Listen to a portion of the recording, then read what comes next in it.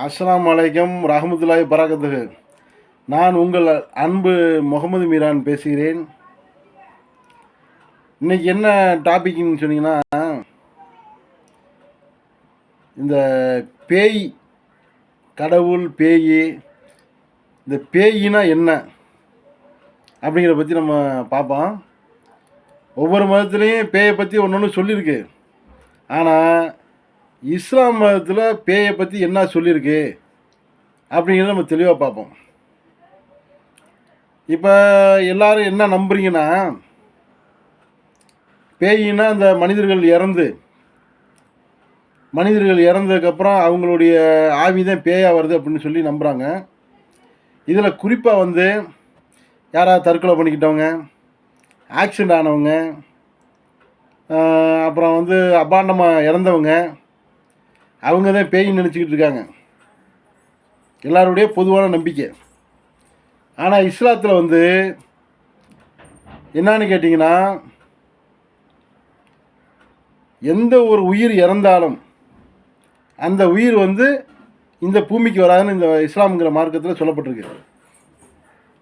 எப்படின்னு கேட்டிங்கன்னா, ஈயாக இருந்தாலும், எறும்பாக இருந்தாலும், கொசுவாக இருந்தாலும், ஆடாக இருந்தாலும், மாடாக இருந்தாலும், மனுஷனாக இருந்தாலும் இறந்ததான். நம்ம எங்கேருந்து பயணித்து வர்றோம்னு சொன்னீங்கன்னா, ஆரம்பத்தில் மனிதனை கடவுள் படைத்து விட்டாரல்லவா, அது மாதிரி தான் ஆடு, மாடு, கொசு எல்லாமே முதல் படைப்பை கடவுள் படைத்துருவார். அவருடைய படைப்பு என்னன்னு கேட்டால், ஒன்றா புதுசு புதுசாக அவர் செஞ்சுட்டு இருக்க மாட்டார். அது தன்னால் உருவாகி பல்கி பெருகி போயிட்டே இருக்கும். அதே மாதிரி முதல் மனிதனை கடவுள் படைச்சிட்டார்ல, இப்போ அதுலேருந்து தான் பல்கி இவ்வளோ பேர் வந்திருக்கோம். ஆடு, மாடு எல்லாமே அப்படித்தான். எல்லாத்தையுமே அவர் முதல் படைப்பை படைச்சிடுவார். தாவரம் முதற்கொண்டு எல்லாமே அதுலேருந்து வந்துக்கிட்டே இருக்கும். சரிங்களா? பார்த்துருப்பீங்க நீங்கள். தாவரம் ஒரு விதை போட்டோன்னா முளைச்சி வரும். அப்படிங்கும்போது இப்போ என்ன நினைக்கிறேன் அப்படின்னு கேட்டால், மற்ற ஜீவராசிகள்லாம் செத்தா பேய் பிசாசாக வருதா அப்படிங்கிற எண்ணம்லாம் இல்லை. மனிதர்கள் மட்டும் செத்தா பேய் பிசாசாக வர்றாங்க அப்படின்னு சொல்லி எல்லா மதங்கள்லையும் எல்லா பேரும் நம்புகிறாங்க. ஆனால் இதற்கு மாற்றமாக இஸ்லாம் என்ன சொல்லுதுன்னு கேட்டிங்கன்னா,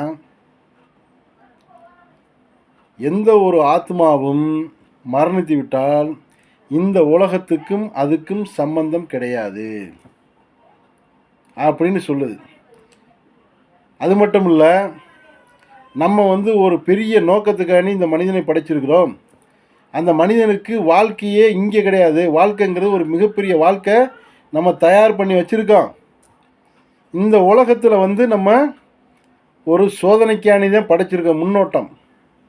இப்போ இந்த உலகத்தில் யாராவது கொஞ்சம் நல்லா இருந்தாங்கன்னு வைங்களேன், வசதியாக நல்ல விதமாக இருந்தாங்கன்னா, அவங்கள ஏதோ தவம் பண்ணியிருக்காரு, ஒரு புண்ணியம் பண்ணியிருக்காரு, நல்லா இருக்காருன்னு சொல்கிறோமா இல்லையா?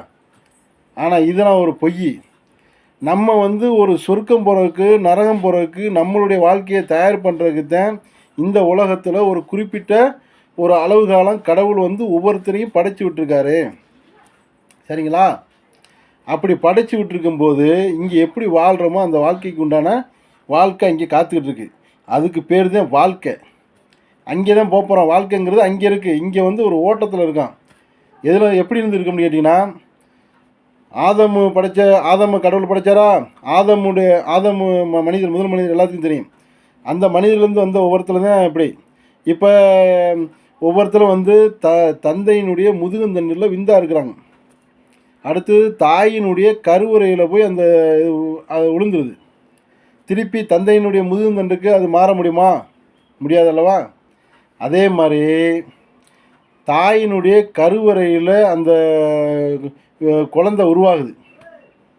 அந்த குழந்தை உருவாகி அது 10 மாதம் ஆனதுக்கப்புறம் வெளியே பூமியில் வருது. அது வளருது. திருப்பி தாயினுடைய கருவறைக்கு அந்த குழந்தைய அனுப்ப முடியுமா? முடியாதுல்ல. அதே மாதிரி பிறந்ததுலேருந்து ஒரு குறிப்பிட்ட காலம் அவனுக்கு எவ்வளோ வயசு இருக்கோ அது வரைக்கும் அவன் இங்கே பூமியில் வாழ்கிறான். வாழ்ந்ததுக்கப்புறம் அவர் மரணம் ஆயிடுறான். திருப்பி இந்த பூமிக்கு வர முடியாது. அதுக்கடுத்து ஒரு உலகம் இருக்குது. அதுக்கு பேர் பர்சக் அப்படிங்கிற உலகம் இருக்குன்னு எங்கள் இஸ்லாமிய மார்க்கத்தில் சொல்லியிருக்கு. தோழர்களே, நான் மற்ற மத நம்பிக்கைகளை பற்றி குறை சொல்லவோ அதெல்லாம் காரணம் காட்டவோ நான் பேச விரும்பவில்லை. நான் எல்லாரையும் நேசிக்கின்றவன். நான் இஸ்லாத்தில் என்ன இருக்குது அதை மட்டும் தான் சொல்கிறேன். புரிஞ்சுக்கிட்டீங்களா? மற்ற மத நம்பிக்கைகளை நான் எந்த விதத்திலும் குறை சொல்லக்கூடியவன் இல்லை. எங்கள் இஸ்லாம் மதத்தில் சொல்லப்பட்டதை நான் சொல்கிறேன். அப்போ பர்சக்குங்கிற ஒரு உலகம் இருக்குது. அந்த பர்சக்குங்கிற உலகம் அதை நாங்கள் கபரு அப்படின்னு சொல்லுவோம். கபருடைய வாழ்க்கை அப்படிமா. அது எப்படின்னு கேட்டால் இறந்தவங்களை பூரா கபூரில் இருப்பாங்க. எப்படின்னு கேட்டிங்கன்னா நல்லவர்களாக இருந்தாலும் கெட்டவர்களாக இருந்தாலும் உயிர் கொடுத்து எழுப்பப்பட்டு அவங்களுக்கு அந்த கடவுளுடைய நியாய தீர்ப்பு வரைக்கும் அவர்களுக்கு கூலி கொடுக்கப்பட்டே இருக்கும். இப்போ நல்லவர்களாக இருந்தாக்கா அவங்க தூங்குவாங்க, சொர்க்கத்து தென்றலும் நறுமணமும் அவங்களுக்கு வந்து கொண்டே இருக்கும். கெட்டவர்களாக இருந்தாக்கா அவங்களுக்கு நெருப்பால் வேதனை செய்யப்பட்டு கொண்டே இருக்கும் அப்படிங்கின்று இஸ்லாத்தில் சொல்லப்பட்டிருக்கு. அது ஏன்னு கேட்டிங்கன்னா பல பாவத்துக்கு முன்னோடியாக அவங்க இருந்தனால அவங்களுக்கு வந்து அந்த அந்த தண்டனையும் பல நன்மைகளுக்கு முன்னோடியாக இருந்தனால அதுக்குண்டான நன்மையும் அவங்களுக்கு கொடுக்கப்படுது. சரிங்களா? அடுத்து வந்து அந்த பர்சக்கு உலகம் முடிந்தவுடன் உலகம் ஒரு நாள் அழிக்கப்படுது. பார்த்திங்களா? உலகம் அழிக்கப்படும் போது தான் அந்த இறந்தவர்கள் உயிரோடு இருக்கும்போது உலகம் அழியுது இல்லையா? அதுக்கப்புறம் இறந்தவர்களும் அந்த கபரில் இருக்கிறாங்களா, மண்ணறையில், எல்லாத்தையும் சேர்த்து கடவுள் என்ன செய்வார்னா ஒரே அடியாக உயிர் கொடுத்து எழுப்புவார். ஒரே அடியாக உயிர் கொடுத்து எழுப்பி அங்கே வந்து ஒரு மைதானத்தை ஏற்படுத்துகிறார். அதுக்கு பேர் மஹ்ஷர் மைதானம். அந்த மைதானம் எப்படிப்பட்டதுன்னு கேட்டிங்கன்னா அது செம்பால் உண்டான மைதானம்.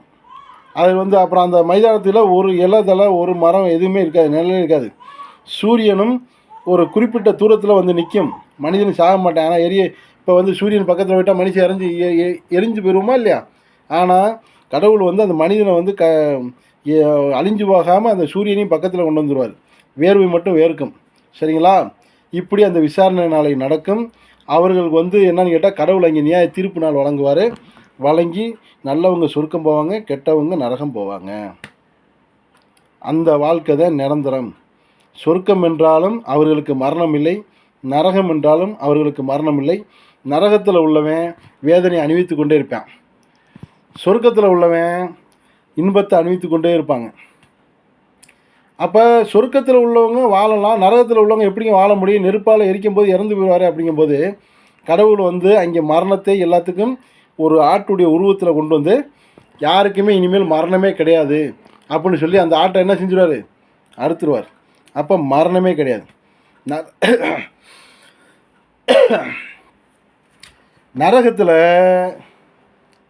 நரகத்தில் வந்து ஒரு மனிதனை நெருப்பால் எரிக்கப்படும் அவன் செஞ்ச பாவத்துக்காண்டி. ஆனால் அவன் உயிர் போகாது, திருப்பி உடம்பை கடவுள் கொடுத்துருவார். கருக உடம்பை கடவுள் கொடுத்துருவார் அப்படின்னு எங்கள் மார்க்கத்தில் சொல்லியிருக்கேன். அப்போ நரகத்தில் உள்ளவன் கேட்பானா, கடவுளே என்னை கொன்று. இப்போ இங்கே ஒரு சின்ன பிரச்சனை கூட நம்ம தாங்க முடியலன்னா தற்கொலை பண்ணிக்கிறாங்களா இல்லையா? அதே மாதிரி அவன் வந்து நரகத்தில் உள்ளவன் கேட்பானா, என்னை கொன்று. அப்படிங்கும்போது கடவுள் சொல்லுவாரா, மரணம்ங்கிறது இனிமேல் யாருக்கும் கிடையாது. நீ வந்து வேதனையை சுவைத்து கொண்டே இருக்க வேண்டியதான், உடம்பு கருக உனக்கு வந்துக்கிட்டே இருக்கும் அப்படின்னு சொல்லி அங்கே வேதனை அணிவிக்கிற இடம் நரகம். அடுத்து வந்து சொர்க்கம் எப்படின்னு கேட்டிங்கனாக்க நமக்கு வந்து அங்கே வயசே ஆகாது, நோய் நொடி ஏற்படாது, வயசே ஆகாது, மரணமும் வராது. கடவுளுடைய நேரடி பார்வை. ஒருத்தர் ஏமாற்ற மாட்டோம், ஒருத்தருக்கு அநியாயம் பண்ண மாட்டோம், அங்கே ஒருத்தருக்கு சண்டை வச்சரவு இருக்காது, அதே நேரத்தில் சலிப்பு இருக்காது வாழ்க்கையில். சரிங்களா? இப்போ இங்கே ஒரு 3 நாளைக்கு நம்ம தொடர்ந்து ஒரு நல்ல பிரியாணியாக சாப்பிட்டுக்கிட்டே இருந்தாலும் சலிச்சு போயிடும். அது தொடர்ந்து ஒரு இன்பமாகவே இருந்தாலும் சலிச்சு போயிடும். அந்த சலிப்பு கூட அங்கே வராது. கவலை என்பது கிடையாது, எனி டைமும் என்ஜாய் தான். சரிங்களா? அப்படி வாழலாம் அந்த சொர்க்கம்.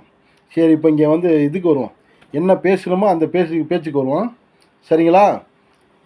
இப்போ பேயினா என்ன, பூமியில் யாரை பேய் அப்படின்னு இஸ்லாம் சொல்லுது அப்படின்னு கேட்டிங்கன்னா, மனிதன் எப்படி ஒரு உணவு உண்டு வாழ்வாதாரத்தை தேடிக்கிட்டு ஒருத்தர் கலந்து குழந்தையெல்லாம் பெற்றுக்கிட்டு வம்சாலியை பெருக்கிக்கிட்டு அவன் வாழ்கிறானோ, அதே மாதிரி சைத்தான் என்கிறவன் இங்கே இருக்கான். அவனை வந்து அரபு மொழியில் ஜின்னும்பாங்க, தமிழில் பூதம், மினி, மோகினி, பிசாசு அப்படின்னு சொல்லுவாங்க. அப்போ யாராவது அபாண்டமாக இறந்தவங்க இருந்தாங்கன்னா அவங்க ரூபத்தில் அவன் உருவம் எடுத்து மக்களை பயன்படுத்துவான். அடுத்து சில நேரம் என்ன பண்ணுவான்னு கேட்டிங்கன்னா, அவன் ரத்தத்தில் ஓடுற சக்தியில் வாங்கிட்டு வந்திருக்கான் கடவுள்கிட்ட. அவன் வந்து ரத்தத்தில் ஓடி நம்ம உள்ளத்தில் பூந்து நம்மளை பல பல சித்திரவதைலாம் படுத்துவேன். அப்படி படுத்தும்போது தான் வந்து என்ன செஞ்சுறாங்க, மக்கள் பேய் பிடிச்சிருக்கு, பிசாசு பிடிச்சிருக்குன்னு நினச்சிடுறாங்க. இன்னொன்று வேறு மனப்பிரமை இருக்குது, அது வேறு சம்மந்தப்பட்டது. சரிங்களா? அப்போ அந்த சைத்தான் எப்போ பிடிப்பான்னு கேட்டிங்கன்னா, ஆண்களாக இருந்தாலும் பெண்களாக இருந்தாலும் சுத்தபத்தம் இல்லாமல் சில இடங்களுக்கு போகும்போது சைத்தான் பிடிப்பான். ஆனால் கொலை செய்ய மாட்டான், கொல்ல மாட்டான், தொந்தரவு கொடுப்பேன். மனுஷனுடைய இயல்பு வாழ்க்கை பாதிக்கிற மாதிரி பண்ணுவேன், அவ்வளோதானே ஒழிய கொலையெல்லாம் பண்ண மாட்டேன்.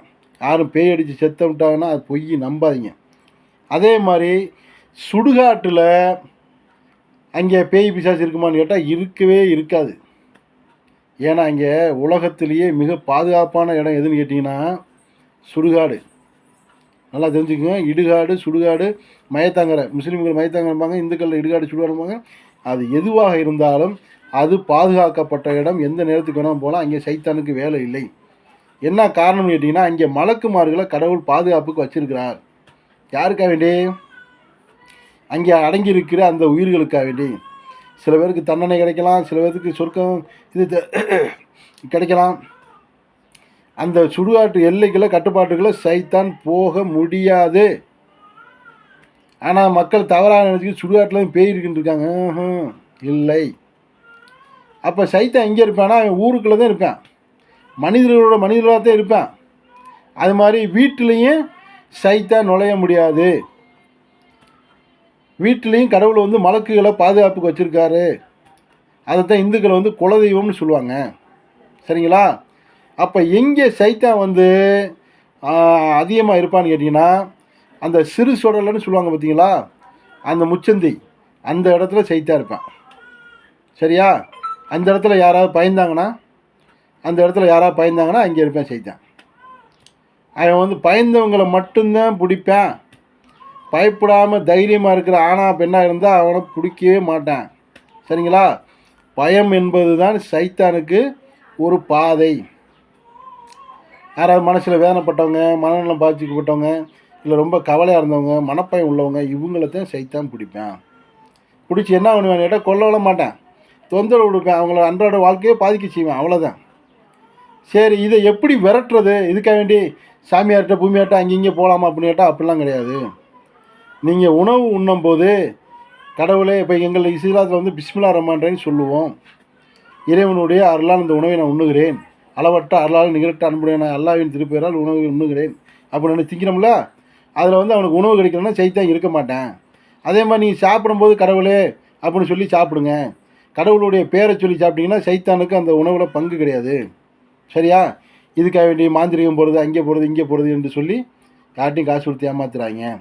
அப்போ இந்த சைத்தானுங்கிறவ தான் பேய் பிசாசை தவிர இறந்தவர்கள், அது எறும்பாக இருந்தாலும், ஈயாக இருந்தாலும், நாயாக இருந்தாலும், நரியாக இருந்தாலும், மனுஷனாக இருந்தாலும், மாடாக இருந்தாலும், யாராக இருந்தாலும் ஒன்றுமே தான், போயிட்டே இருக்க வேண்டியதான். கடைசி இடம் என்னன்னு கேட்டால் சொர்க்கமாக நரகமாக, அவ்வளோதான். கேள்வி எனக்கு நாளை நோக்கி நம்ம போயிட்டுருக்கோம். அதை தவிர இங்கே வந்துக்கிட்டு இறந்தவர்கள்லாம் வந்துக்கிட்டு பேயா பிசாச்சா வராங்கன்னு சொன்னால் அது பொய், நம்பாதீங்க. எங்கள் மார்க்கத்தில் அப்படி தான் சொல்லியிருக்கு. இறந்தவர்கள்லாம் பேயா வந்துக்கிட்டே இருந்தாக்க என்னங்க ஆகுறது? உலகம் தாங்குமா? புதிதாக கடவுள் வந்து ஒரு குறிப்பிட்ட மனிதர்களுடைய அளவு காலம் வச்சுருக்காரு. அது வரைக்கும் இந்த மனிதர்கள் வந்துக்கிட்டே இருப்பாங்க. அந்த குறிப்பிட்ட அளவு காலம் முடிஞ்சோன்னா உலகம் ஒரு நாள் அழிக்கப்படும். உலகம் ஒரு நாள் அழிக்கப்பட்டதுக்கு அப்புறம் தான் மனுஷனை உயிர்வித்து எழுப்புறது. மறுபிறவிங்கிறது எங்களில் நம்பிக்கை இருக்குது. மறுபிறவி என்பது இன்னும் ஒரே ஒரு மறுபிறவி மட்டும்தான். இறந்தோன்னே காக்காவா மனுஷனாக மாடாக பறக்கிறதுக்கு இங்கே வேலை இல்லை இஸ்லாத்தில். ஆனால் இன்னும் மறுபிறவினா மறுபடியும் ஒரு முறை கடவுள் படைப்பார். அதுக்கப்புறம் மரணமே கிடையாது. அது எப்போ திருப்பி உயிர் கொடுத்து எழுப்பார்னா உலகம் அழிஞ்சதுக்கப்புறம் தான். உலகம் அழிஞ்சு அதுக்கப்புறம் உயிர் கொடுத்து எழுப்பிட்டா அதுக்கப்புறம் மரணமே கிடையாது. இந்த வானம், பூமி, சூரியன், சந்திரன், நட்சத்திரம் எல்லாத்தையும் நம்ம பார்க்கலாம். ஏன்னா மரணமே கிடையாது. இன்னும் என்னென்னமோ இருக்குது. கேலச்சின்னு போயிட்டே இருக்குது. அத்தனை இடத்தையும் நம்ம சுற்றி பார்க்கலாம். மக்களே, இதுதான் வாழ்க்கை. இப்போ குறிப்பிட்ட இந்த உலக வாழ்க்கையில் நம்ம என்ன செய்யணும்னு கேட்டிங்கன்னா, யாருக்கும் அநியாயம் பண்ணாமல் கடவுள் ஒருத்தருதுன்னு சொல்லி நம்பி நீதியாக நேர்மையாக வாழ்ந்தோம்னா நம்ம பேரில் நன்மைகள் பதிவு கொண்டே இருக்கும். யாருக்காவது அநியாயம் அக்கிரமம் பண்ணி நினச்சபடிலாம் வாழ்ந்து பாவங்கள் எல்லாம் பண்ணி சேர்த்து வச்சுக்கிட்டோம்னு வைங்களேன், நமக்கு அங்கே நரகம் காத்துக்கிட்டு இருக்கு. ஆனால் ஒருவருக்கு அநியாயம் பண்ணாமல் வாழ முடியாது. மனிதன் பாவத்தோடு தான் படைக்கப்பட்டிருக்கான். நீங்கள் யாருக்காவது அநியாயம் பண்ணால் மன்னிப்பு கேட்டுக்கோங்க, மன்னிப்பு வாங்கிக்கோங்க. சரிங்களா? இதுதான் வாழ்க்கை. யாருக்கிட்ட நீங்கள் பழகினாலும் அவர்களுக்கு உதவி செய்ய பழகுங்க. யாருக்கிட்ட விலகி இருந்தாலும் அவர்கள் எந்த கெடுதலையும் பண்ணாதீங்க, விலகிக்குங்க. இதுதான் இந்த வாழ்க்கையினுடைய தத்துவம். இப்போ பேய் பிசாசு என்பது இஸ்லாத்தில் என்ன சொல்லப்பட்டிருக்குன்னா, பேய் பிசாசுங்கிறது சைத்தான், மினி பூதந்தேன். மனிதர்கள் பேய் பிசாசு கிடையாது. இப்போ அபாண்டமாக இறந்தவங்களாம் எங்கே போனால் அவங்களும் இறைவன்கிட்ட போயிடுவாங்க. தற்கொலை பண்ணினால் இஸ்லாத்தில் நரகம். ஏன்னு கேட்டால், பிறப்பையும் கொடுத்த இறைவன் இறப்பையும் கொடுத்து தான் வச்சுருக்கான். மரணங்கிறது என்றைக்காவது தேடி வரும். அது வரைக்கும் சோதிக்கப்படும். ஒவ்வொருத்தரையும் சோதிக்கத்தான் படும். இன்பத்தையும் துன்பத்தையும் கொடுத்து சோதிக்கத்தான் படும். ஆனால் அவசரப்பட்டு மரணத்தை அவன் தேடிக்கொண்டால் கடவுளுடைய கோபம் வருது. எப்படின்னு கேட்டால், இந்த உலகத்தில் நேற்று ஒரு பாவம் செய்திருந்தால் இன்றைக்கி பாவ மன்னிப்பு கதவு திறந்துருக்கு. நம்ம பாவ மன்னிப்பு கேட்டால் கடவுள் மன்னித்து விடுவார். ஒவ்வொரு பாவத்துக்கும் கடவுள் மன்னிப்பை இந்த பூமியிலே வச்சுருக்காரு. கடவுளை அங்கே போய் பார்ப்போம், அங்கே போய் மன்னிப்பான்னு மன்னிக்க மாட்டார். கடவுள் நீ என்ன கொண்டு வந்தியோ அதுக்குண்டான கூலியத்தை நான் கொடுப்பேன். இங்கே புதுசாக நான் மன்னிக்கிறதுக்கோ தண்டிக்கிறதுக்கோ வேலை இல்லை. நான் யாருக்கும் அநியாயம் அக்கிரமம் செய்ய மாட்டேன். நீ என்ன கொண்டு வந்திருக்கோ அது உனக்கு கணக்கு இங்கே பார்க்கப்படும் என்று சொல்லிவிடுவார். அப்போ மன்னிப்புங்கிறது இந்த பூமியில் தான் இருக்குது. நேற்று ஒரு பாவம் செய்தால் இன்றைக்கி பாவ மன்னிப்பு தேடி விடலாம். ஆனால் பாவ மன்னிப்பு தேடாமலே அந்த நிலையிலே மரணித்து விட்டால்தான் அவன் குற்றவாளி. அப்படி இருக்கும்போது தற்கொலைன்னு பண்ணிவிட்டு அந்த பாவத்துக்கு எங்கே போய் மன்னிப்பு கேட்க முடியும்? எல்லா பாவம் செஞ்சாலும் இங்கே பாவத்துக்கு மன்னிப்பு கேட்டலாம் தோழர்களே. தற்கொலைங்கிற ஒரு மனுஷன் அந்த பாவத்தை பண்ணிட்டா இறந்ததுக்கப்புறம் எப்படி? அது டெஃபினெட்லி நிரந்தர நரகம். அந்த தற்கொலை பண்ணாலும் சரி, அபாண்டமாக செத்தாலும் சரி, எல்லா உயிருமே கடவுள்கிட்ட போயிடும். சரியா? ஒவ்வொரு உயிர்களுக்கும் ஒவ்வொரு இடத்த கடவுள் வச்சுருக்காரு. அது என்னன்னு கேட்டால், சில உயிர்களை கடவுள் நல்ல ஒரு உயிரை கடவுள் அரிசிங்கிற இடத்துல வச்சுருக்காரு. இன்னும் சில உயிர்களை வந்து மரத்தினுடைய குருவி போல் கூட்டில் வச்சுருக்காரு சொல்கிறாங்க. அது இன்னும் சில பேருடைய உயிர்களை வந்து இது ஜெயிலில் வச்சுருக்க மாதிரி சொல்கிறாங்க, கீழே அடியாளத்தில். இன்னும் சில பேருடைய நல்ல ஒரு உயிரை கபூரில் இருக்குது. இன்னும் சில பேருடைய உயிர் மொத்தம் 5 வகையாக பிரித்து சொல்லப்படுது. ஒவ்வொருத்தனும் ஒவ்வொரு விஷயத்தில் பாதுகாக்கப்பட்டிருக்கு. இறந்தவர்களுடைய உயிர்கள் பாதுகாக்கப்பட்டுள்ளது. சரிங்களா? அவர்கள் உயிர் கொடுத்து எழுப்பும்போது உடலும் உயிரும் சேர்ந்து உயிர் கொடுத்து எழுப்பப்படும். ஆணாக இருந்தால் ஆணுதான், பெண்ணாக இருந்தால் பெண்ணுதான். ஒரு விரல் நுனி ரேகை கூட மாறாமல் கடவுள் படைப்பார். ஞாபகம் பண்ணிக்கோங்க. இதைத்தான் இஸ்லாத்தை சொல்லியிருக்கு. அஸ்ஸலாமு அலைக்கும் வரஹ்மத்துல்லாஹி வபரகாத்துஹு. இன்னும் அதிகமான விஷயங்களை சொல்கிறோம். அஸ்ஸலாமு அலைக்கும்.